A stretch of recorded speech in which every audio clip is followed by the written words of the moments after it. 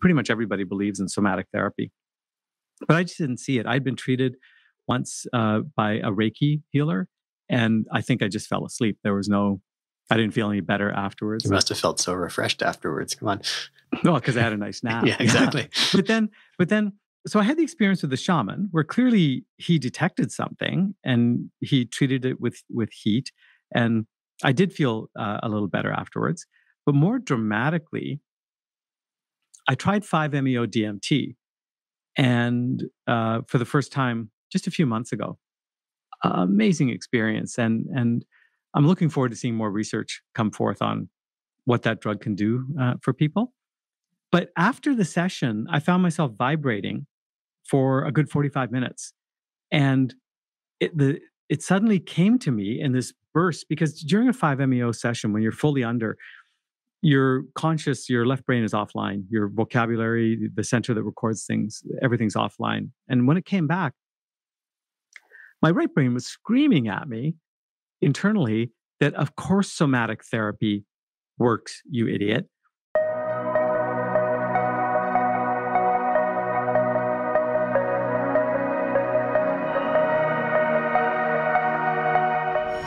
Hello, everyone, and welcome to Field Tripping. Today, we are talking with Sanjay Singhal, tech entrepreneur, author, and one of the leading psychedelic philanthropists out there.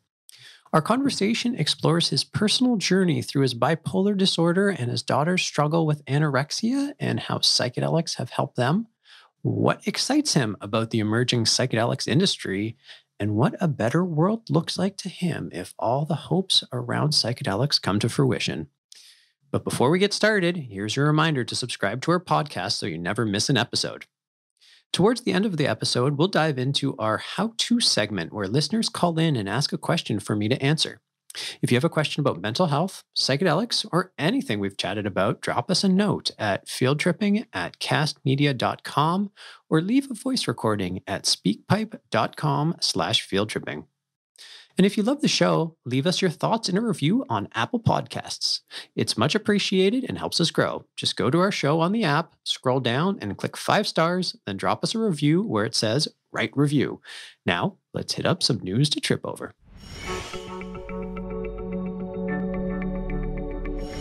A review on psychoplastogens from UC Davis concluded that research on psychedelics and psychoplastogens brings us one step closer to actually curing mental illness by rectifying the underlying pathophysiology of disorders like depression and moving beyond simply treating disease symptoms. However, the authors found that an equally important consideration in the therapeutic value of psychedelics and psychoplastogens will be in figuring out how to most effectively deploy these medicines at scale, a problem that we at Field Trip are working on every day, both through our clinics and our drug development work on FT104 and other potential new pipeline projects. Also, our friends at Beckley SciTech have dosed a preliminary cohort of healthy volunteers with an intranasal formulation of 5-MeO-DMT. This molecule naturally occurs in the venom of Bufo alvarius, a toad found in northern Mexico and southwestern US. The experience of smoking 5-MeO-DMT is reported to be a powerful and short-acting experience. The Phase 1 study is designed as a double-blind, randomized, single ascending dose study to evaluate the safety and tolerability of a single intranasal dose of 5-MeO-DMT in psychedelic-naive healthy subjects. This is the first clinical study to measure the pharmacokinetics and metabolism of 5-MeO-DMT delivered intranasally. Now, on to today's conversation. Today, I'm here with Sanjay Singhal, Canadian tech entrepreneur and author, best known for founding and selling audiobooks.com. These days, Sanjay's passion and attention lies in philanthropy. He launched the Nikean Foundation in 2019 to fund mental health research with a focus on psychedelic therapies to treat mental disorders including anorexia, depression, and PTSD. The Nikean Center for Psychedelic Psychotherapy, now housed at the University Health Network in Toronto, currently funds research trials around the world for psychedelic science. And everyone should know that Sanjay is one of the earliest investors and an advisor to Field Trip. Sanjay, thank you so much for joining us today and welcome to Field Tripping. Thanks for having me, Ronan. Looking forward to it. Awesome. I see you have a nice fancy mic for podcasting as well, which is a good sign. Yeah, no, I got it last week. It doesn't stop me from saying too much, but keep an eye on that.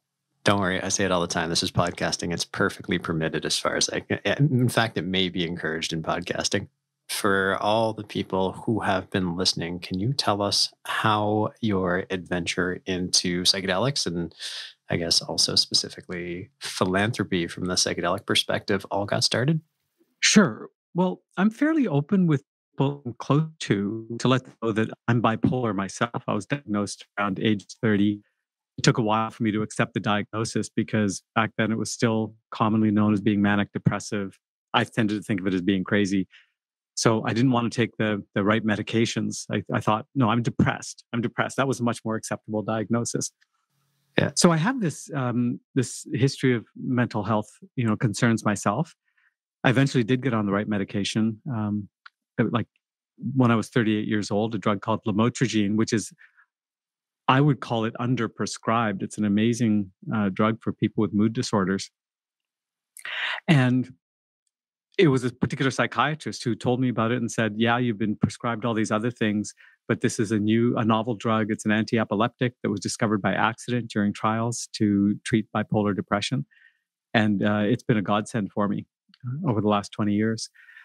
The other, I guess, propelling factor here is my daughter, who's 26 years old now, was diagnosed at age 8 with anorexia. And she's been hospitalized at age 8. At age 8. Oh, I didn't realize. Yes. Wow. Okay. She was hospitalized at age 8. She was hospitalized again at age 16. She's doing well in the sense that she's now a third-year psychiatry resident at the University of Toronto.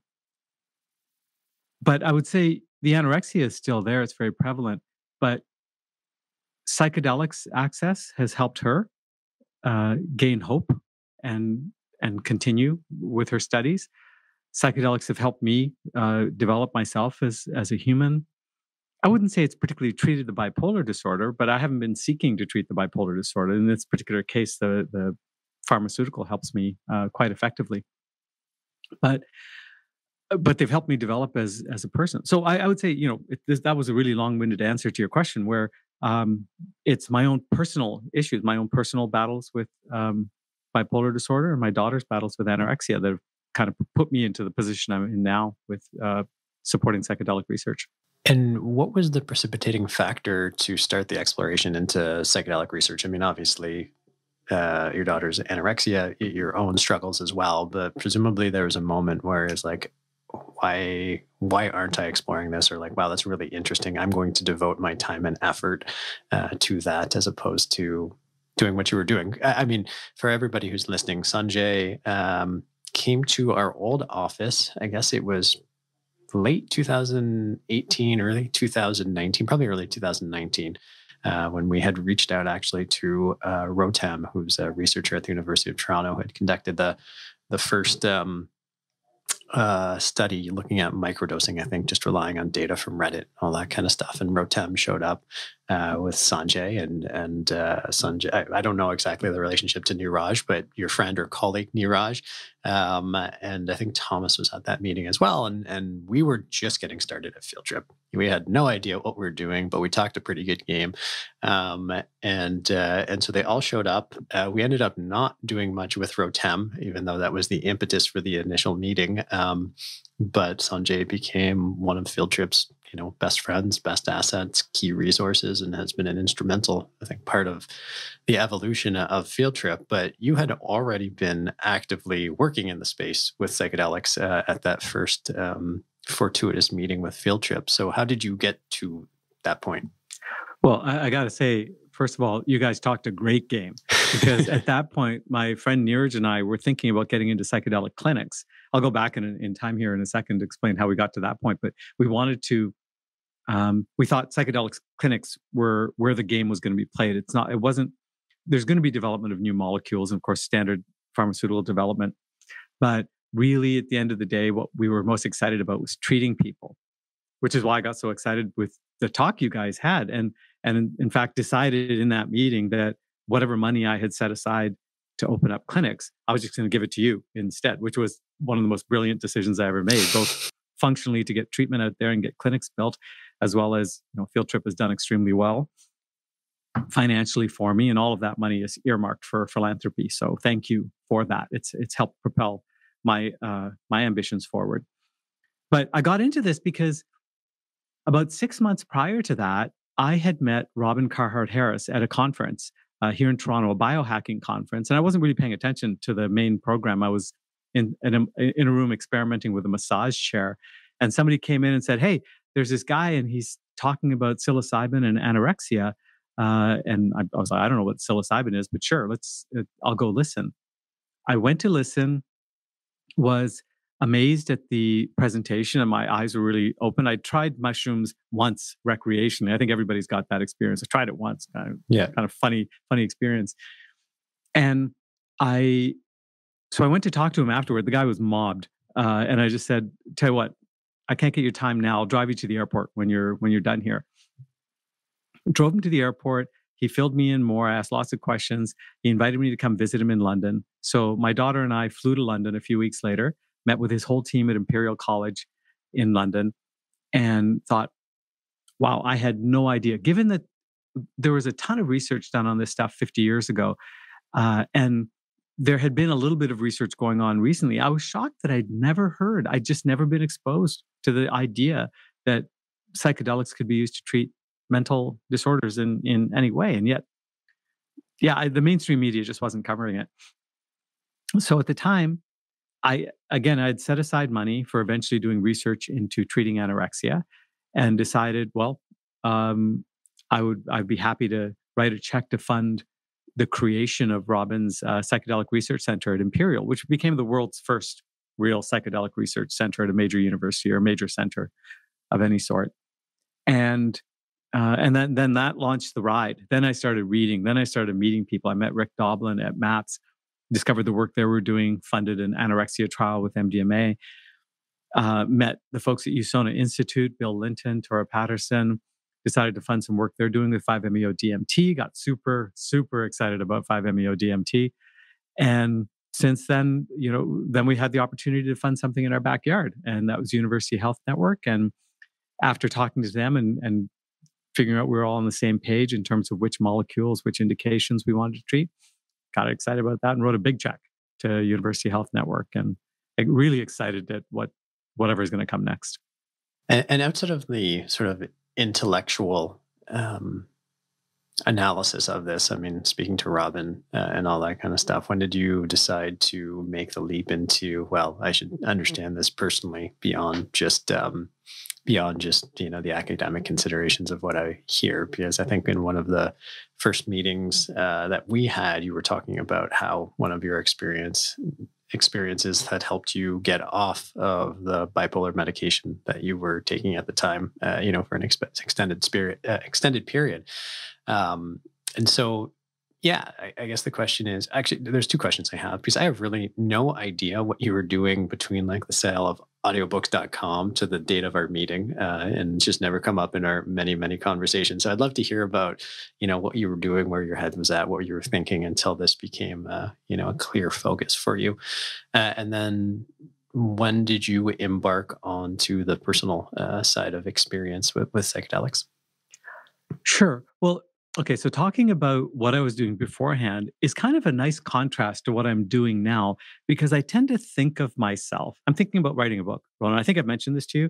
I'm thinking about writing a book, and I've been wrestling with what the title is going to be, because I'm trying to figure out what the message is. I've become very concerned about philanthropy and the state of philanthropy, about the global climate crisis, about the growing gap between the wealthy and the poor. And these are all things that I was never concerned about before. And it's a direct result of psychedelics and realizing we're not alone, that we're all in this together, that I should be thinking about society first and myself second. And I think this is a journey that a lot of people who take psychedelics, that they embark on. And so I think of myself now, and this is my working title for the book. Okay, so you're the first person to hear this, and you can, I'm going to be looking at your eyes to see what your reaction is on this. I'm going to call myself the Bipolar Philanthropist. Okay. Because I was bipolar then, I'm still bipolar now, but I've gone from being a bipolar capitalist, wealth obsessed entrepreneur to to being a bipolar philanthropist. And I think this is a track that a lot of people can go on. And I think a lot of mental disorders, certainly anorexia and bipolar disorder, are still stigmatized in society. And I was pointed out to me by Dr. Richard Miller on a podcast last week, in fact, that cancer used to be stigmatized. And then people started talking about it. You couldn't talk about having cancer. People would think that you were dirty and that it was bad hygiene or something had resulted in you having cancer and it was contagious and you should be avoided. And I think people feel that about mental disorders sometimes. They're so afraid of them. They want to stay away from them. But it's something I have. It's something my daughter has. And they're treatable. And they're things that you can work towards improving from. And they shouldn't be stigmatized. So the more I talk about it, the more perhaps people realize that you can have a mental disorder and still be successful, still be happy, flourish in life, all of which I consider myself to be doing. So after I sold my company, I sold it for way more money than I thought I ever would, and didn't have to work again. So I got into venture capital because that was glamorous. I thought, hey, I want other people to come to me and ask for money. That was a horrible idea. I created a venture fund with 500 startups that's done extremely well financially, but I didn't like being responsible for other people's money. And so that happened to shut down a couple of years later over some unrelated matters that gave me an opportunity to go explore something else. And then I got around to doing what most people with most immature guys with a lot of money and too much time decide to do, which is to open a bar. Most guys who have money. So I decided to open a bar, and you've been there. The whole field trip team's been there. It's an awesome bar. All right. Yeah. It was where we first had that meeting to talk about the future of field trip. Coffee Oyster Champagne. There's my plug. Coffee Oyster Champagne on King West in Toronto. It's an awesome place. I'm going to plug it as well because it's got that what do they call it? Unexpected delight associated with it. I won't ruin the secret, although I don't know if it's much of a secret anymore. But anyone who's coming to Toronto should check it out because it is a very cool experience. And I'm not just saying that because Sanjay is as a friend and an advisor and investor. It is actually an amazing experience. So you should definitely check it out. Sorry, I cut you off, but it was a sincere plug. Thank you, Ronan. I appreciate the plug. I found it very fulfilling. I discovered, I think one of my calls in life is to throw a good party. I love throwing a good party, and owning a place like that is like throwing a good party every night. So I found that fulfilling for a little while. But then in the midst of planning for an expansion or the next incarnation of a hospitality venue, stumbled into philanthropy. I had asked a colleague of mine who had sold his company for a lot more than what I sold mine for. I was setting up a private foundation, and I called him and said, "Can you give me some advice on setting up a foundation?" And I found it really interesting at the time. His biggest piece of advice was be careful because you're going to find it really difficult to find good causes that you can direct your money towards. And he wasn't wrong. Like if you start digging into most charities, you'll find that they're doing good work, but they're not necessarily solving a problem. And this is where my current philosophy is starting to evolve about being the bipolar philanthropist. What I believe now is that the most successful among us that have had the most luck in terms of who our parents were, where we were born, the societies we were brought up in, the color of our skin. It's not our responsibility to make money and then give that money to worthy causes. It's our responsibility to put our brains where our money is and use that to develop solutions for the problems of society. So, for example, I don't think giving $1 to the homeless guy on the corner is going to solve his problem, so I don't do it. But I'm not doing anything else to try and solve that problem either. And that's problematic.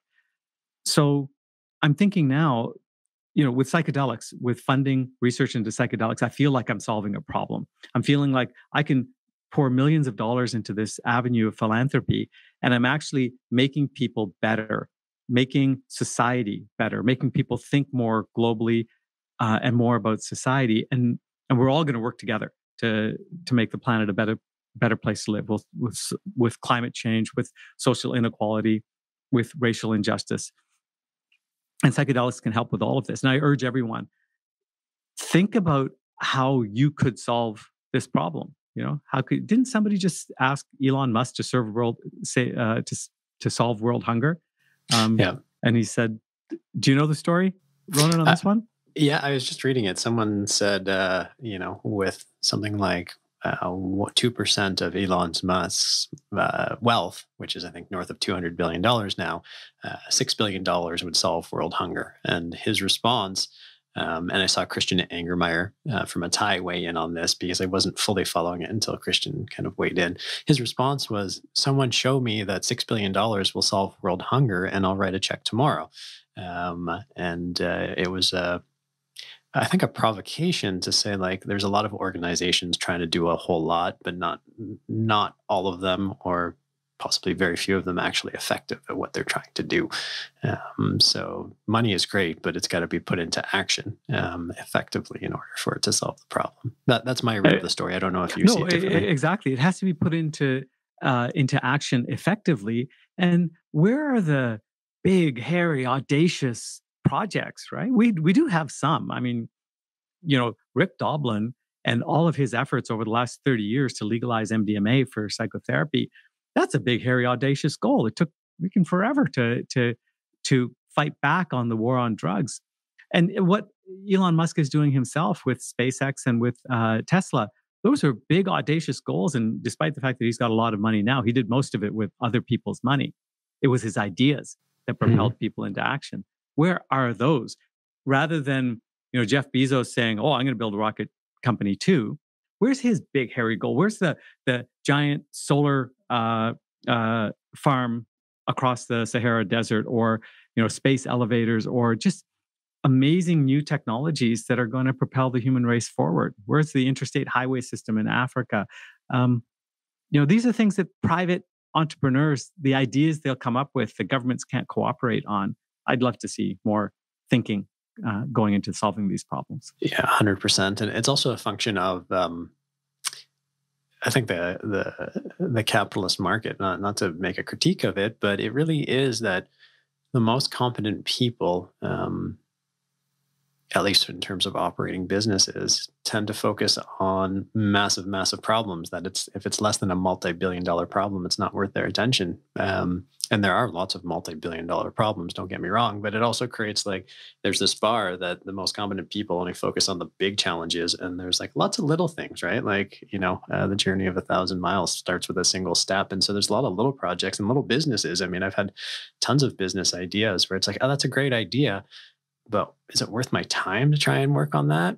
Probably not. There's probably bigger fish to fry. And so it creates maybe a misallocation of resources. I don't know. But, solving big problems is important, but there's a lot of small problems that probably need some attention as well. And where are those solutions? I have to tell you a story because you just reminded me. I took psychedelics once because in Fadiman's psychedelic guide, it talked about an experiment they did where they gave 40 people mushrooms or LSD and asked them to solve problems, intractable engineering problems or whatever work problems they had. And that it was a very successful experiment. So my friend Neeraj and I, we took 2 grams each of psilocybin, and we had my assistant, Christine, sit and ask us a personality inventory at the beginning, just to make sure we stayed serious and did some work. So it was things like, how happy are you? How in control of your life do you feel? It was great. We spent a half hour laughing and answering these questions. And then we were supposed to unfurl, we had written down which problem we were going to try and solve. And I opened up my piece of paper, and my problem was how to sell more drinks at my bar. Okay. And Neeraj opened up his piece of paper, and it was, how do I find my life's purpose? I was like, oh, I need to change my question. I feel like an asshole now. So we said, okay, let's deal with mine first. I think it's going to be easier to sell more drinks at my bar. And Neeraj said, okay, first, before we get into this in detail, Sanjay, what did your staff say when you asked them how to sell more drinks at the bar? And I started laughing. It took me 30 seconds to calm down. And I said, it never occurred to any of us to ask the staff how to sell more. So I made that note. We came up with a couple of other ideas, and the next day, or actually later that day, I went and asked a couple of the servers, "Hey, why is there such a bottleneck? Why can't we sell more drinks?" They said, "There's not enough point of sale stations in the bar. If you put one over there and one over there, it would cost you a grand total of $600, and it'll double our throughput overnight." Like, Jesus, God, okay, I guess you have to ask, right? But that was awesome. And then in that same session with Neeraj, we attacked his life purpose. I came up with some answers to things, Ronan. I discovered for myself the definition of good and evil and how to make decisions about moving forward in the future so that you're not evil. I discovered how to tell who your best friends are, your closest friends are. And we discovered his life's purpose, which was learning and applying those learnings to make a better world. It was phenomenal. So I encourage psychedelics are the way that we're going to become more creative with how we spend our time and how we solve society's problems. So don't and sell more drinks. Sorry, and sell more drinks. Don't leave us hanging. So how do you determine the difference between good and evil, and how do you know who your true friends are? Okay. Yeah. Sorry, that was leading. That was a leading statement. That's all right. So good and evil. I was perplexed by the notion that two soldiers in a war, in a conflict, could be trying to kill each other and yet both be thinking that they're doing the right thing and that they're acting in a noble fashion. That bothered me. So what came to me was that the only thing that matters in determining whether something is good, bad, evil, good and bad specifically, evil's a different concept, but good and bad is how you are going to feel about it in the future.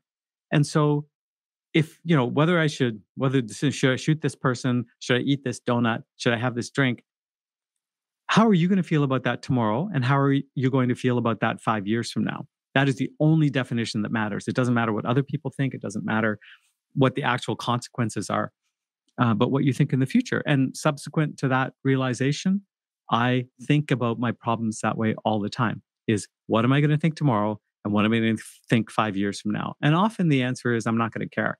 In which case, just do whatever you feel like doing. Yeah. I also discovered that on the subject of evil, that evil is really just a question of selfishness, and it's on a spectrum. You're not selfish at all. You're very selfish. The more selfish you are, the more evil you come across, and the more dumbass stuff you're going to do to other people because you don't care. It's all about yourself. And on the friends, it was, and I can't believe I didn't realize this before, but it was, how much does that person's happiness affect my happiness? And the more it does, the closer I am to them, the closer of a relationship that is. But if I really don't care, and this was actually in the conversation with my friend, with Neeraj, where we were talking about helping out somebody else. And I think I made the comment that, you're not that close to that guy. Why would you help them? And he said, well, because, shouldn't you help everybody? Well, you can't help everybody. How important is it for you for that person to be happy versus, say, your wife being happy? If you made your wife 5% happier or made that guy 5% happier. And the answer then, it suddenly became blindingly obvious. Obviously, your wife being 5% happier is going to have a much larger impact. So go work on that. Yeah. I love the question of good and evil or good and bad, because even in high school, when I was reading Hamlet by Shakespeare, and there's the line that goes something like, "There is nothing neither good nor bad, but thinking makes it so." And I was struck by it back then, which is, I've come to the realization, maybe in part precipitated by psychedelics, but maybe not, that really is the case, that there is nothing good or bad. The universe doesn't care if a giant comet hits the planet and destroys all life. It has no particular compunction about doing that. In fact, it's done it a couple of times. It just hasn't been totally successful at the job. And so it made me realize that, like, good and bad, good and evil, it's a definition that we get to craft. But it really makes it a fundamental question, is so much of what we get in life is what we decide for ourselves. And it's all about function of perspective. Same with, as you were talking about, your bipolar and anorexia, one of the things that sort of came up to me is, I think you referred to them as mental disorders. And I was struck by the question of, are they disorders at all, or are they just part of the human experience for certain people? Is there actually something wrong per se, or is it just an aspect of who you are that is fundamentally malleable, right? Like if you're extremely overweight and out of shape, you can always get back into better shape. That's an option, but being overweight and out of shape isn't necessarily wrong or bad. It just is, and that's part of the human condition. And that's certainly, I'm speaking more to the genetics, like lifestyle choices are obviously choices inherent, but things like mental disorders are often genetically driven and all that kind of stuff. I don't know. It was just a question. I'm not proposing to have a concrete answer, but it is an interesting thought of like maybe the DSM, like, when I go and get a blood test and they show my results, it's like all it's showing is where I stack up in a statistical order as to what is normal. That's not really a definition of offside. Absolutely, you're right. It's just a statistical definition. And if you think about bipolar disorder, all that means is some days I feel really good and some days I feel really bad. Yeah.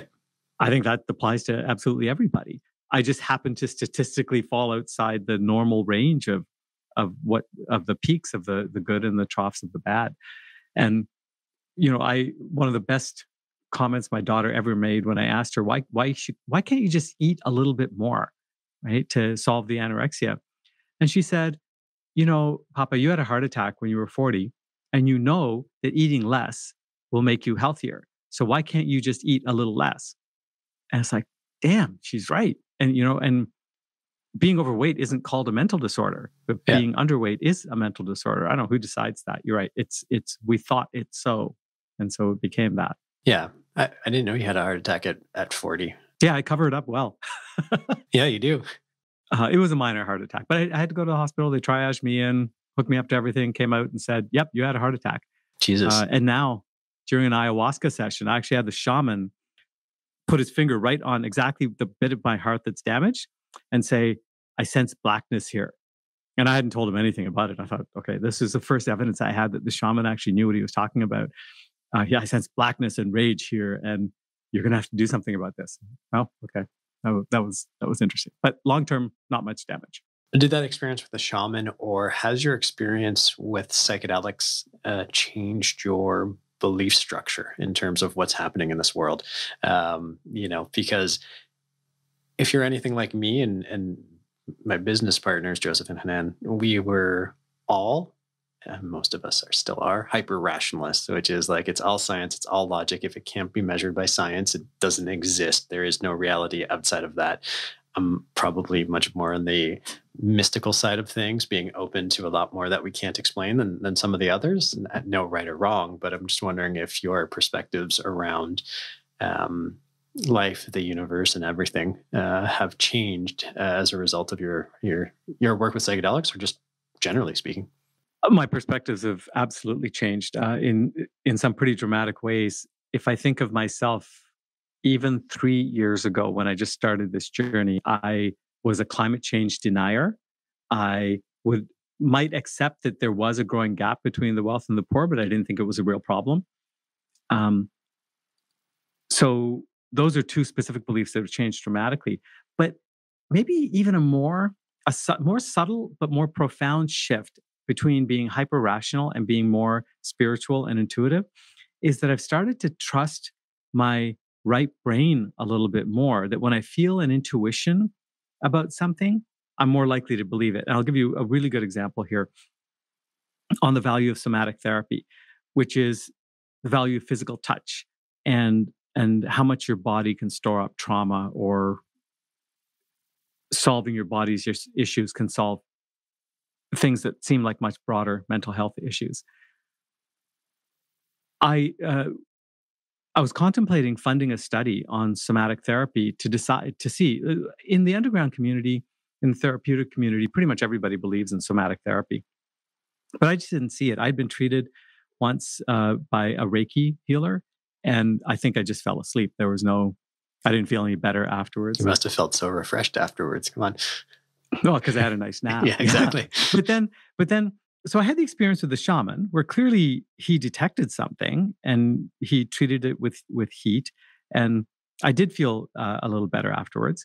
But more dramatically, I tried 5-MeO DMT, and for the first time just a few months ago. Amazing experience, and I'm looking forward to seeing more research come forth on what that drug can do for people.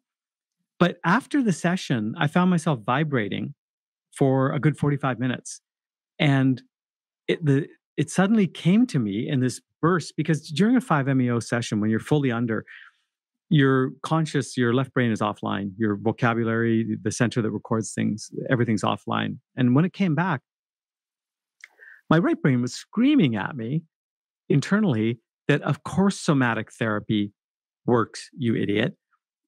I've been trying to tell you that through your body all along, and you weren't listening. But thank you for taking this little break from hyper-rationalism so I could get a word in edgewise and let you know that it works. And since then, it's like, no, it works.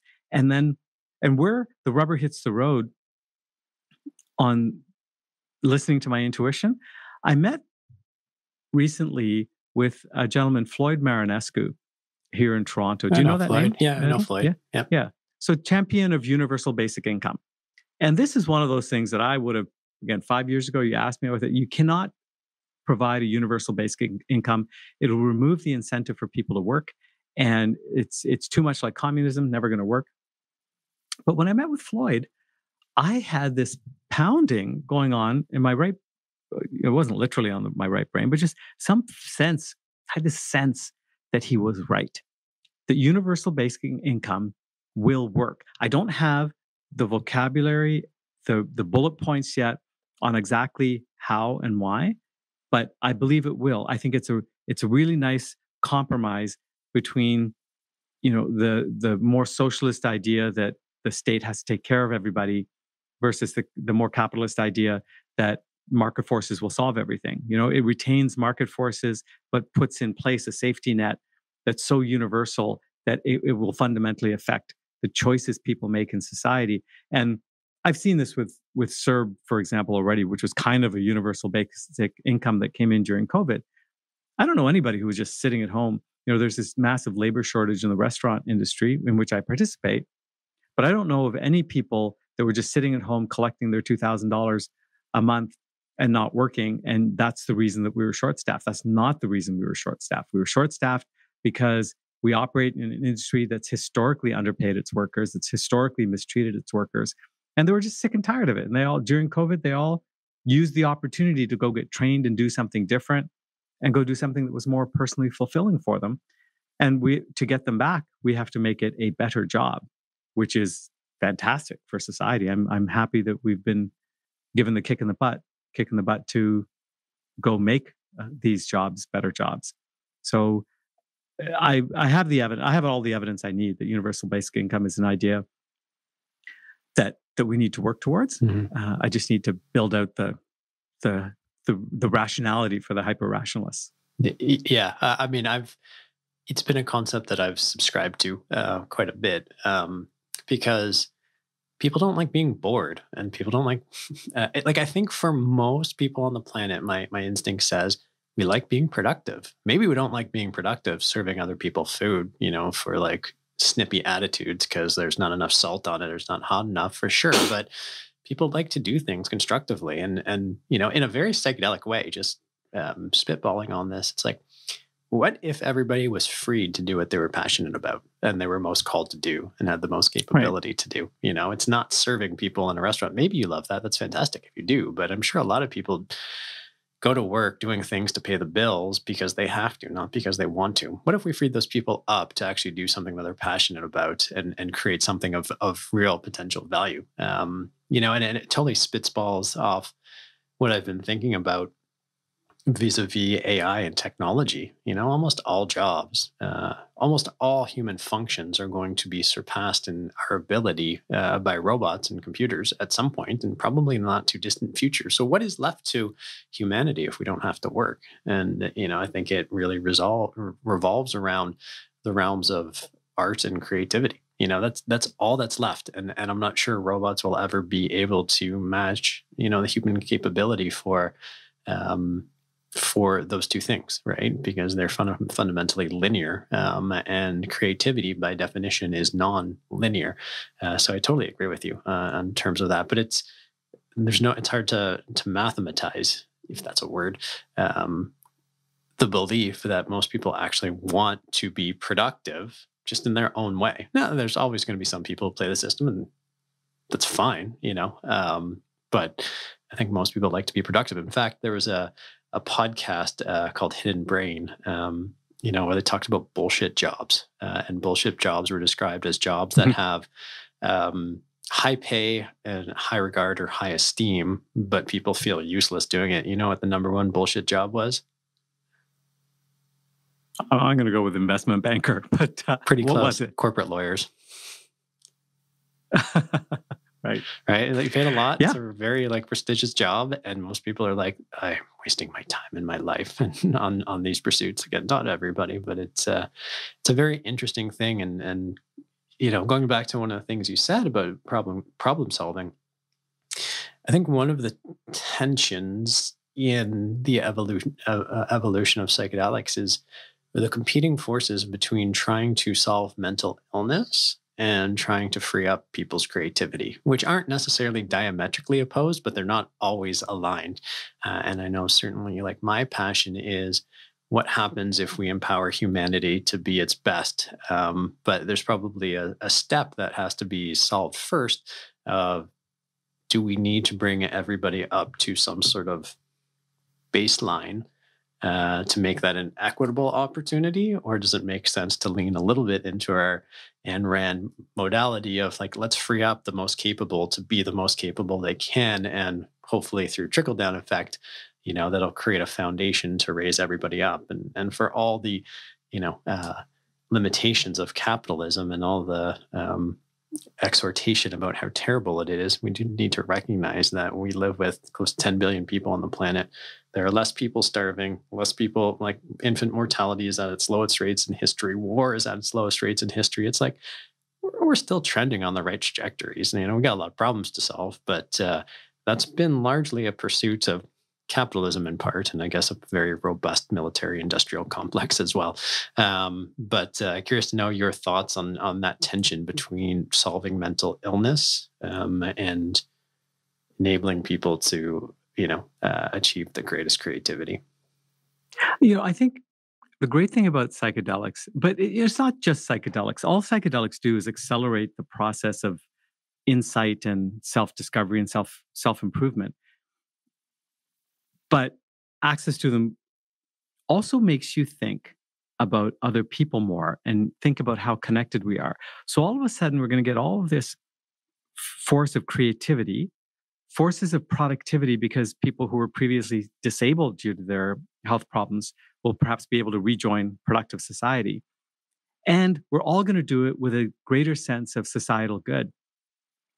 My God, we're going to propel ourselves forward. The world that we're going to live in 20 years from now, I get emotional when I start thinking about all of these people, the Christian Angermeyers of the world, doing psychedelics with a view towards getting better and becoming more conscious about good in the world. There's a brilliant guy who, given the right impetus, is going to put all of that brilliance and capital towards making a more equitable planet. I mean, he's doing some great things now with the companies he's funding, but I don't think at least I'm not aware of the direct work he's doing on the philanthropic front of solving societal problems. And I'm not trying to throw any shade his way. Everybody has their own timeline for doing these things. I just happen to hit mine. Right. Do you think there's an advantage to philanthropy versus investing?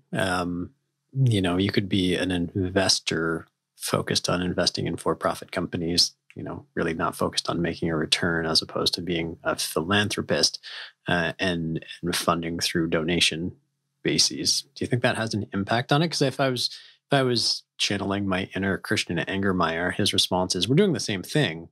I just think investing in startups that are for profit is going to be an accelerated way to get there versus nonprofits, which tend to move at, and certainly I think you've experienced this in some of your donations at very different paces. Yeah.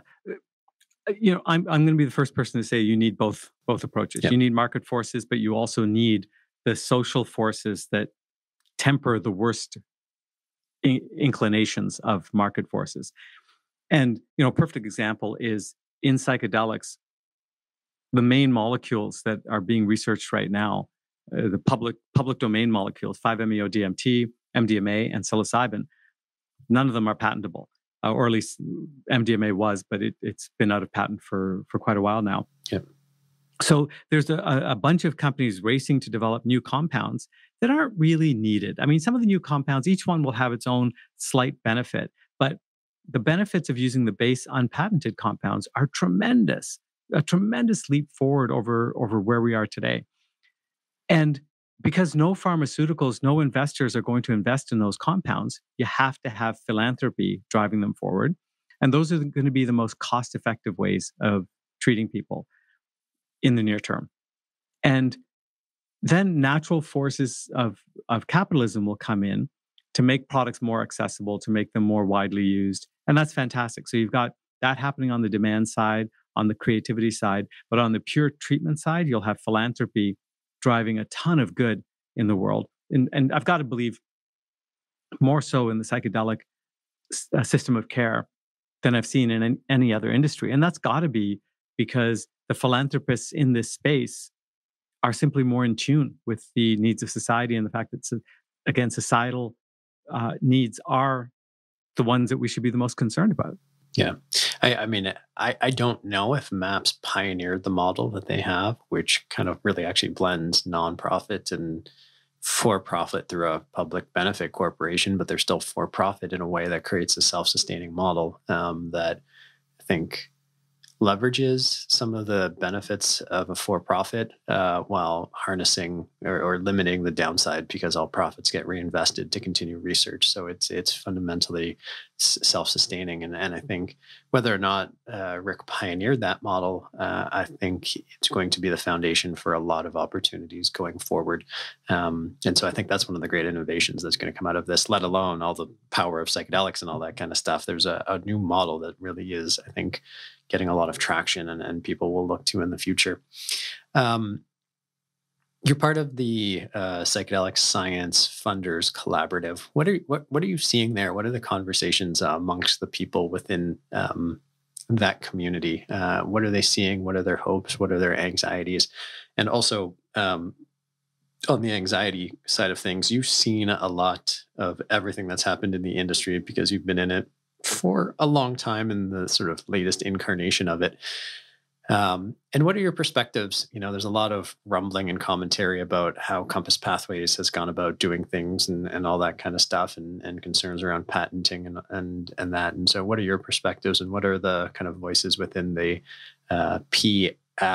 I always have to think about that. PSFC. PSFC, yes, sorry, thank you. Takes a while to get that Damn one. it. So, right. So what PSFC has done, and so, that's a group of, I don't know the number off the top of my head, but it's in the realm of like 30 to 50 people, a lot of them in the US, but some scattered around the world like myself. And we all just have our ideas on what we should be funding in the psychedelic philanthropic ecosystem. So a bunch of people banded together to help fund the Oregon legalization initiative, and we're successful with that. Other people, I just see emails coming through every once in a while if they want to do this indigenous reciprocity initiative, or hey, we need $50,000 to complete this study on ibogaine for addiction disorders or opiate use disorder in Spain. And just random things coming in that aren't high dollar numbers, but that we wouldn't know about more broadly if it wasn't for these individual philanthropists finding out about them and then having a channel through which they can promote these causes to a much broader audience. So PSFC has been fantastic for that. And of course, their biggest achievement so far has been raising the $30 million for the MAPS Capstone Challenge. And they'll be active in getting MAPS more money as they continue with their second FDA phase 3 trial for MDMA for PTSD. Yeah. On the worst excesses of patents, oh boy, Compass Pathways has become a bit of a whipping boy. You know, I don't Totally. believe that the CEO there, George Goldsmith, is a bad person. I don't believe that at all. I've spoken to him personally. I've spoken to his wife, Katerina. They're in this for the right reasons. They want to make the world a better place. But they also took money from a bunch of people who want to make money. Maybe they wouldn't object to the world being a better place, but frankly, they don't give a damn as long as they can charge $10,000 a gram for psilocybin. And this is where you've got market forces. I mean, systems rule the world. So you've got market forces that push everything in one direction, and you've got social forces that push things in another direction. And so the worst excesses of Compass and what they've done with their patent applications has been countered by a nonprofit called Freedom to Operate that was philanthropically funded, that challenged every patent claim they ever made and successfully knocked back, I think, something 95% of the patent claims that Compass Pathways has gone for, which has allowed Compass to get patents on things that are genuinely innovative, which was their method of crystallizing psilocybin, but not for things like weighted blankets and classical music being played in treatment rooms. Yeah, no, I agree with you. I think they've been probably somewhat unfairly made a whipping post for the conversation, but some of it I think is valid, and some of it probably not. Your focus recently has been, I guess, two questions. One is you seem to have a particular interest and I guess hope for 5-MeO DMT. You mentioned your experience with it, but what is it about 5-MeO that you find particularly motivating and of interest? And if you want to comment on the work or the what USONA is doing, because I think you have a good read on that. And then secondly, with I just want to make sure I get the name right, the Nikean Center for Psychedelic Psychotherapy at UHN. What is your grand hope for what comes out of that research? If you could say like, hey, we achieved X, that is the home run I was hoping to hit with the center. What would that be? All right, let me answer the second one first because I have a funny story that happened just recently. Our hope with the UHN grant and creating that center is that UHN, which includes Toronto General and several of Toronto's leading hospitals, Canada's leading hospitals, our hope with UHN was just giving credibility to the research efforts. Right. Saying UHN in the same breath as saying psychedelic research implies that there's something real here. And I got a call from an older woman who's in fact our landlord here at the office of the foundation. And she said she had heard the announcement. And as a result of hearing that announcement, was curious about whether psilocybin could be used for pain management. And we don't have any solid research on this. Lots of anecdotal evidence that, especially for headaches, cluster headaches and migraines, psilocybin is extremely effective. For broader things, my mother has tried it and she found it effective for arthritis. But we don't have research. We need research. But the fact that this person called me asking about psilocybin was only because UHN was linked to it. Right. And so that's our grand hope. Our grand hope is that somewhere down the road, Health Canada is quoted saying that it's UHN being involved and their research that's allowed us to legalize psilocybin and legalize MDMA. So that's that one. On 5-MeO DMT, there's one overwhelming reason why 5-MeO is so potentially, moving in this space, and that's its duration of action. Right. It takes the entire trip lasts 15 minutes, and even though it took me the first time I tried it, it took me 30 minutes to learn how to speak again. So let's call it 45 minutes. Yeah. This is something where you can be in and out in 2 hours and be able to interact with normal society again.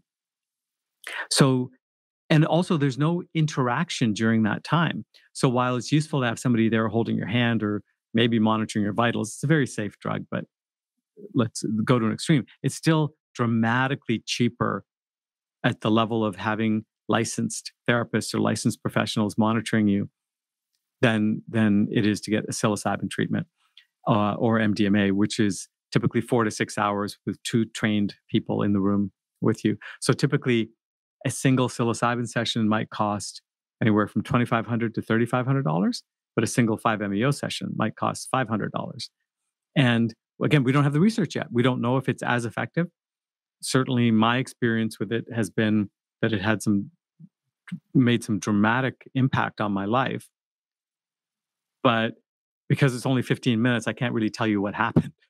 Whereas with psilocybin on a 6-hour trip, I have a whole story about what happened. Yeah, that's actually going to be my question, which is, I guess two. One was a comment that like part of your decision to partner with UHN for the Nikean Foundation came from one of those experiences, right? Like there was just like that intuition that came out of it. But I'm saying that correctly, right? That is what happened. Yeah, no, you're absolutely right. I came out of that 5-MeO trip basically saying, don't create your own research facility, give the money to people who know what they're doing. And hence the Nikean Center. And to be clear, I was advocating Sanjay to go the other way, being like, control the whole thing. That way you don't have to worry about bureaucracy or having to argue about anybody about getting your way. But I'm glad you landed on the place that was right for you. And then the second thing, and this actually came up because we recently had an experience down in Boston where instead of smoking 5-MeO, we encephalated it, I think is the right word. Basically, you snort it. And the rationale for doing that is when you smoke it, you go from 0 to rocket launch almost instantaneously. Whereas if you encephalate, if I'm saying the word right, it's a little bit slower of an onset and you remember more. So you can bring some of the memories back with you. And so again, you don't have the science. So I'm just asking for your intuition. How much do you think being able to bring back the experience with you is important? How much is it just like your subconscious going at it, doing its thing, and then you just get what you need and you come back? I have a suspicion that there's two different things going on, and that 5-MeO allows your right brain to just get out and stretch a little bit and take over a little bit of control. Because I had the strangest things happen after my 5-MeO experience. My workouts, I recover faster. My tennis game is better. My first serve percentage went from 10% to 60%. Wow. Like, how do you explain that kind of thing other than I defragged part of my brain? But to accomplish deeper psychotherapeutic goals, like for me through psilocybin, I've discovered I had emotional barriers I'd put up to other people that had developed during childhood and never had the opportunity to take back down. To do that, I think requires you to be able to examine things and evaluate them in a deeper way. Mm-hmm. And that requires a narrative and requires a trip where you can remember what actually happened and that you can then discuss it with your therapist afterwards. The way I envision myself operating in the future is to do a really a high dose psilocybin trip regularly, but not often, maybe like once a year or so, but 5-MeO a bit more often, maybe once a quarter, because of the physical benefits that I feel. And purely somatic physical benefits. My body just feels better. I feel like I've released trauma or released pain. And I don't even know how it got there. It doesn't feel like it's from my own lifetime or my own body, but I haven't gotten so spiritual yet that I'm saying that I'm shaking off trauma from past lives. But I don't know what's going on. Yeah, that's entirely fair, and I think that's an appropriate response. And yeah, it does definitely feel like when you go through this experience, you're shaking stuff off. I don't think my tennis game, which has always sucked, has improved, although I haven't played. But it is really interesting to hear how like, so much of our physical abilities are fundamentally a mental consideration. And when you lose those consciously or unconsciously, like in the case of 5-MeO, it opens up a lot. Do you think there's a concern? One of the concerns I have about DMT and 5-MeO DMT is, if I'm a psychedelic novice, never experienced psychedelics, but looking for real treatment, going from 0 to 5-MeO DMT is kind of like going from 0 to Tesla, to quote your book. And do you think that's a problem or a concern? Or you think that, like, how do you see that kind of evolving? Do you think people kind of work up? Because people ask me this question all the time, being like, what do you think the future looks like? And I think the future looks like much like the underground, which is you're not experimenting, but you're working with like MDMA, you're working with psilocybin, you're working with 5-MeO, because they all open up different things and offer different perspectives. But going from 0 to DMT is I think pretty bold, but just curious to know your perspective on it. Yeah. So the first time I tried Okay, let me just say I was skeptical. Sorry, in line with what you just said, I thought it's too powerful experience. 5-MeO DMT is the most powerful psychedelic. Why would you start with that? You'll start with something a little bit softer. Except then somebody who's very close to me tried 5-MeO DMT as their first psychedelic. Oh, interesting. And they were a psychedelic skeptic. And I think you know who this is, but this is her story, not my story. So I won't drag her into it. But tried it and did the 3 levels. So this was the way of starting off softly. The practitioners in 5-MeO call it a handshake, a hug, and then the full embrace, and which is, I think, corresponds to 5 milligrams, 10 milligrams, and 15 milligrams of vaporized 5-MeO. And the 5 milligrams is kind of floating along, and you call it a light psilocybin experience. You're floating along. It's kind of beautiful. You wouldn't mind doing that for a while. Ends in 15 minutes. The 10 milligrams was some deep breathing and some tears and experiencing some level of release, but still being kind of aware of what was going on. 15 milligrams, you have no idea what happened. You come back.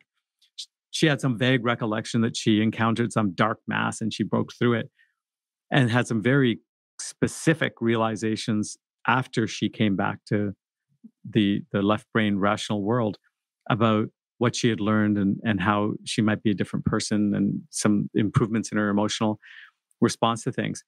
But you couldn't remember any of the experience itself. So when I talk to somebody about their 5-MeO experience and they say, "Oh, I was centered in white light and I was floating through space and it was so beautiful," my reaction is, you didn't take enough.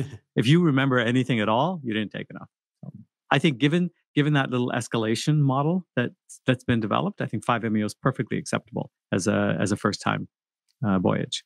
I have 2 more questions for you. One is a little bit more pragmatic, because I like to enable people who listen to walk away with something of tangible knowledge. And one of the questions I get posed often is, if I'm interested in getting involved in the emerging psychedelic industry or psychedelic space, I try and avoid the word industry because it has connotations associated with it. Where do you think someone who's keen to get started should be focusing on this space, if you're not coming from a purely, scientific background and can go into drug development research and the academic research? Where do you think the opportunities are? Because we have a charitable foundation, we spend a lot of time thinking about, there's 1,000 points of light that are needed in the system of care, the psychedelic system of care, and what's missing. And so we found, for example, on the purely philanthropic front, providing access, scholarships, like training therapists is going to be the biggest gap between now and 5 years from now. Yep. So what can we do to make sure more therapists are trained? What can we do to make sure existing therapists are educated so that they seek out psychedelic training, and then making sure that all the other therapists that are being trained are trained well enough to operate in a much more powerful, effective field of therapy than current therapy sometimes is. Developing licensing bodies, insurance plans, conferences for people to learn more, writing books. So if somebody wants to get started, I would say get started by reading and doing a little bit of research. And the place to start, the book I always recommend, is How to Change Your Mind by Michael Pollan. Go read that. It'll give you a nice broad background on what's going on in the space.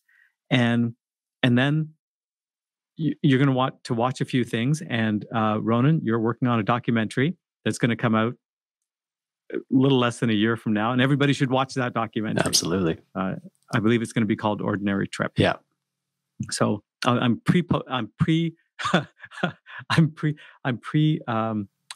All right, thank you. The documentary, and then once you've read the book, feel free to reach out to us. Send an email to from our website, and we'll send you back some links to other resources and other ways you can learn to help. And the more educated you are, the more creative you're going to be. Very true. Oh, that's great advice.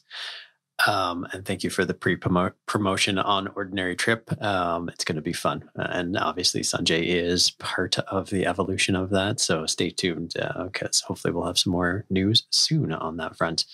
All right. My last question. And it's probably the hardest. And I think going forward, I'm going to send this question in advance so people can think about it for a little while, which is, When we were at Code Conference, we were talking about, I was kind of wrapped up in this idea of the question to like, to what end? Which is like, if psychedelics hold as much promise as we think they might, and they really address, we enable a platform that creates mass mental health and people work through their stuff and we can leave trauma behind. It doesn't stop trauma from happening, but now we have, just like you have an infection, you can hit an antibiotic and it makes it better. We have protocols and mechanisms that can help people deal with trauma much more effectively. So we enable mass mental health and we create a system of, mental hygiene and mental wealth, in the words of Kelsey Ramsden from MindCure.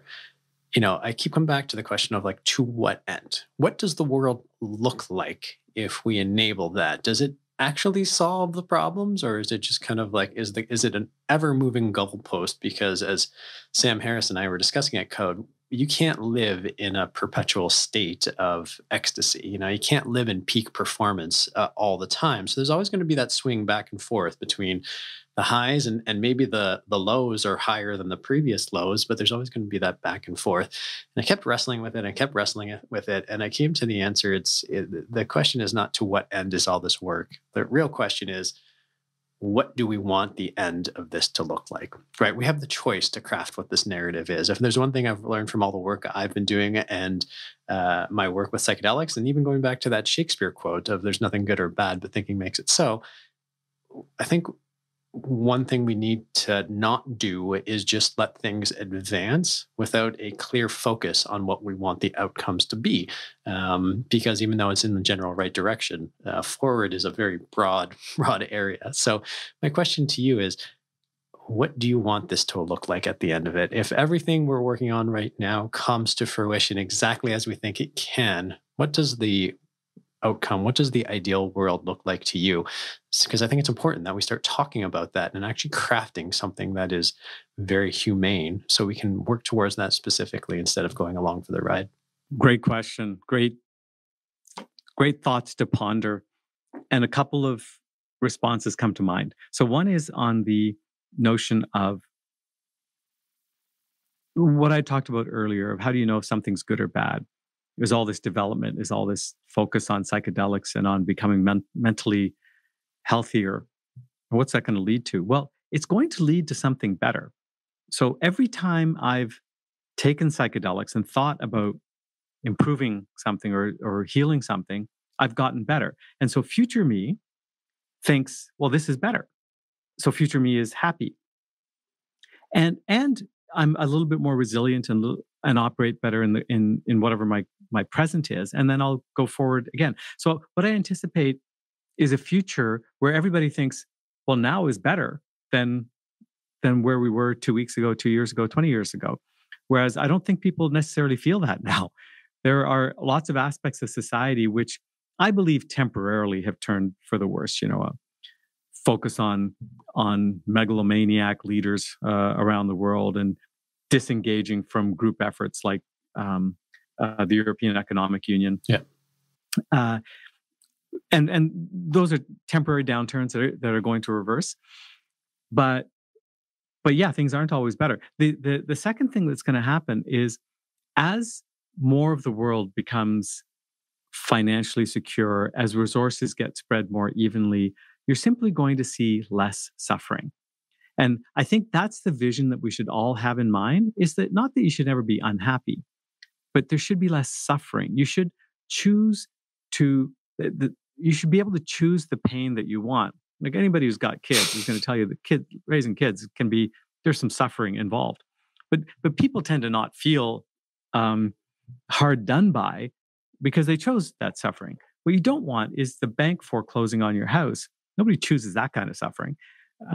So let's think together, how do we get to a world where there's less suffering, less and more people who just get to live a life every day that's of their choosing and that gives them a sense of reward and progress. Yeah, that's a beautiful vision.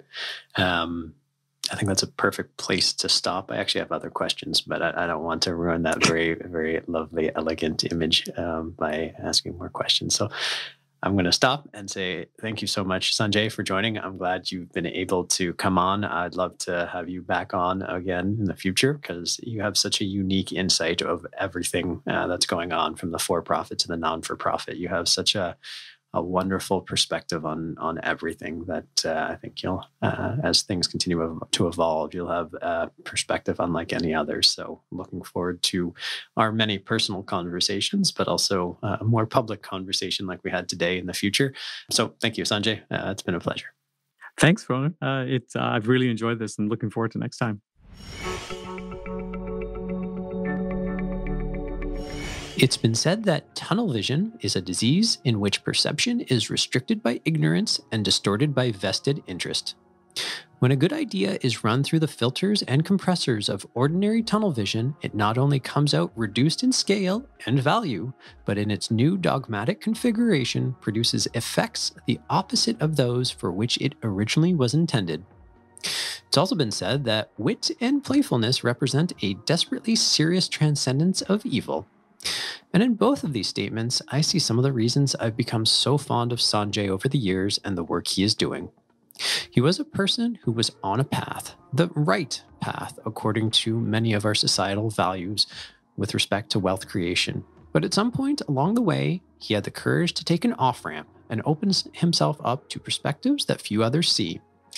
And he's brought wit and humor to that journey. And if nothing else, simply that act of transcendence is already starting to battle the forces of evil that all of us hope to balance through our work in psychedelics. Hey, Ronan, I'm new to the podcast and love it, by the way, but I'm just curious, how do I find more information on psychedelics in general, but also like, how do I go about getting therapy? What does that look like? And what are the resources for that? Thank you. Thank you for the kind words about the podcast. It is actually the thing I'm most vulnerable about because I still find it hard to imagine that people actually care about what I have to say. So the fact that people are listening is actually very meaningful to me. So thank you for that. In terms of information about psychedelics, there are a number of different resources to look at. In this last podcast, we talked about Michael Pollan's How to Change Your Mind, and I think that's a great overview just to get a sense of the landscape. It's very easy to dive into specific questions, but I think what's really interesting about what's happening with psychedelics is really understanding how robust the conversation is, from the different molecules to the different experiences to the different businesses to the different nonprofits. All of these things have an impact on what's happening, and I think it will help you navigate where you want to be within the psychedelic experience or the psychedelic landscape. So I'd certainly start with How to Change Your Mind. I would check out Maps. They have a ton of information. Certainly download our Trip app, not to be too self-promotional, but there's a lot of great content and information and meditations on there as well as music to support those experiences. These are all great resources, and I'm sure there are many other, but they're not coming to the top of my mind at the moment, but you'll be in good stead if you start there. In terms of finding a therapist to work with, that's a little bit more challenging because not all therapists are outwardly open about the fact that they will support psychedelic therapists or can do integration work. I think many therapists, regardless of their experience with psychedelics, can probably do a very good job of helping you land the experience, even if it's not as firsthand experiential as you may like. Obviously, at Field Trip, we're building a network of psychedelic trained therapists. MAPS certainly has a large organization of psychedelic therapists. There are different organizations like the Fireside Project and the Zendo Project, which provide people with access to psychedelic support during or following a psychedelic experience. So reaching out to one of those groups as well would certainly be constructive. I think there are psychedelic meetups happening all over North America as well. So there's a lot of places to start looking, but no single concrete point of reference to find a therapist who is trained. I think it will take a little bit of navigation and learning, but as things continue to advance towards broader access, legalization, and approvals, I think that problem will be solved quite quickly. But in the interim, those resources are probably your best shot. Thank you for listening to Field Tripping, a podcast that's dedicated to exploring psychedelic experiences and their ability to affect our lives. I'm your host, Ronan Levy. Until next time, stay curious, breathe properly, and remember, every day is a field trip if you let it be one. Field Tripping is created by Ronan Levy. Our producers are Conrad Page and Harley Roman, and associate producers are Sharon Bella, Alex Sherman, Macy Baker, and Tyler Newbold. Special thanks to Cast Media, and of course, many thanks to Sanjay for joining us today. To learn more about his ventures and the work he is doing through the Nikean Foundation, visit sanjaysinghal.com or nikean.org.